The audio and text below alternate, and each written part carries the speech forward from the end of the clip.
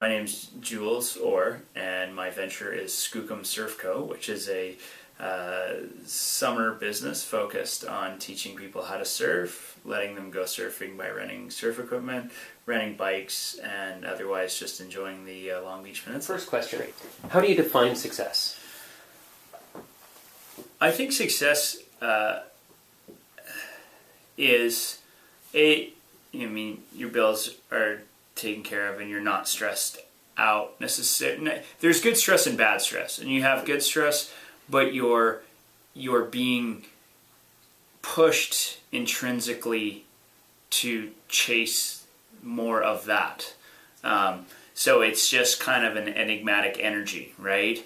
And that can come from a small success, or just long term. I think it's also a little bit the reflection of the people that are around you, right?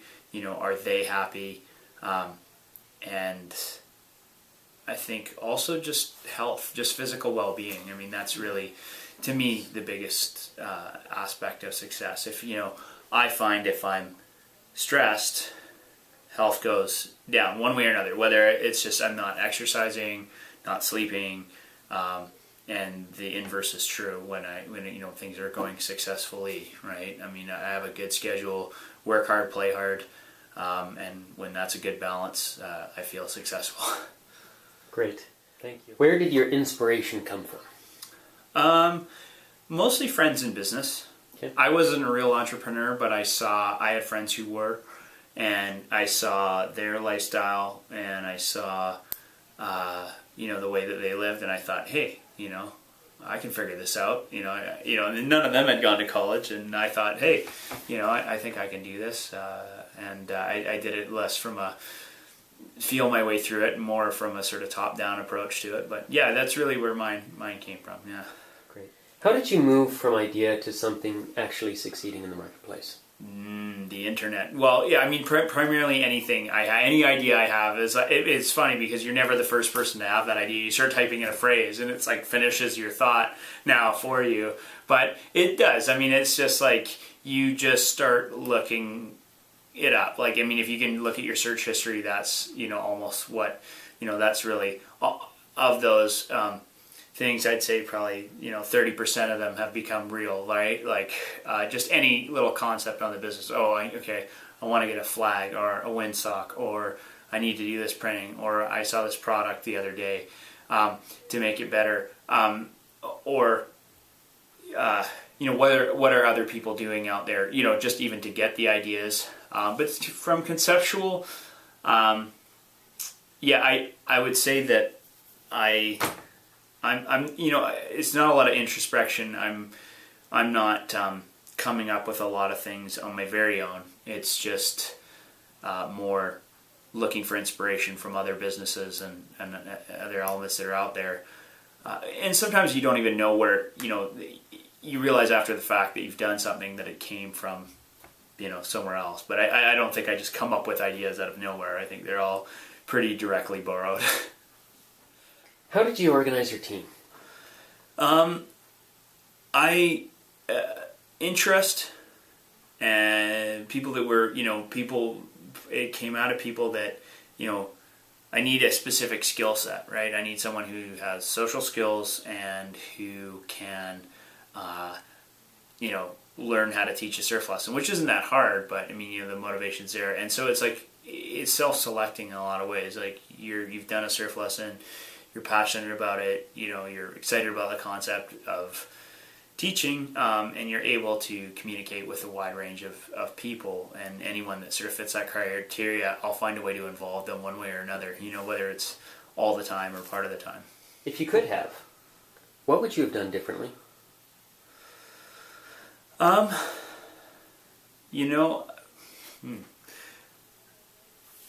think I would have been a lot more, lot less polite, perhaps, maybe.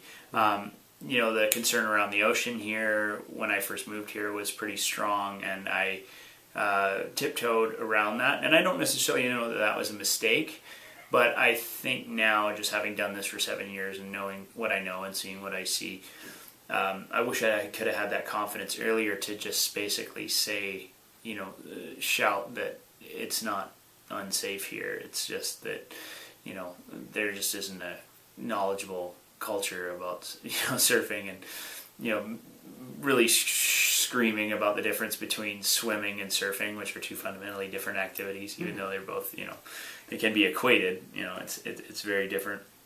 And that, staying away from something is more dangerous than exploring it in a safe way. What makes a great entrepreneur?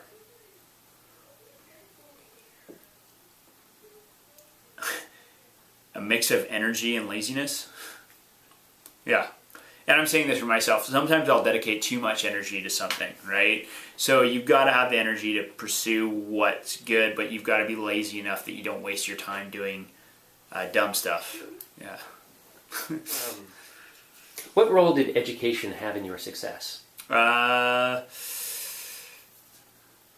education was really focused on process evaluation, breaking things down, and then making them into understandable chunks. And I think that's a big part of what we do in our surf lessons. We took a pretty complex activity and we've distilled it in a way that, regardless of your physical capabilities, you're going to be able to do it. And my analogy is like stairs, right? That's what I learned how to make stairs to anything, right? So you have the second floor, you can't jump there, but if you break it down, you can walk there, right? It's pretty easy.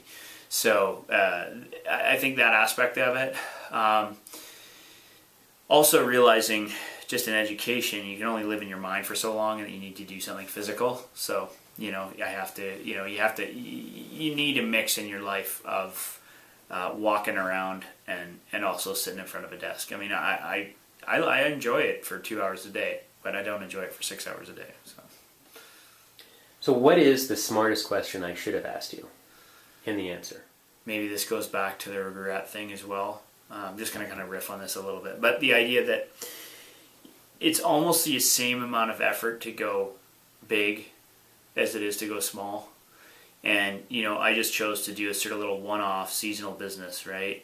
You look at companies like Patagonia, they don't even make any of their clothes. All they do is just come up with designs and logos and, there's a lot of business like that, right?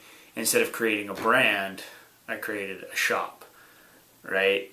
And I think,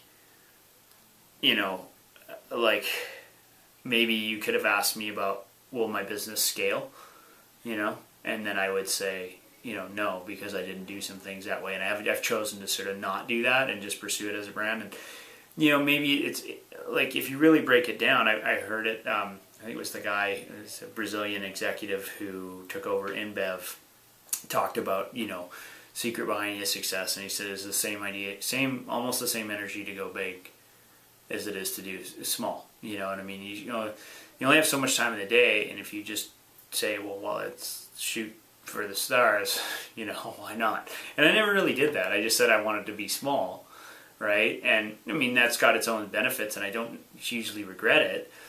And I could still do all of that, but there's just an element there that's like, from a business evaluation, it's really dumb.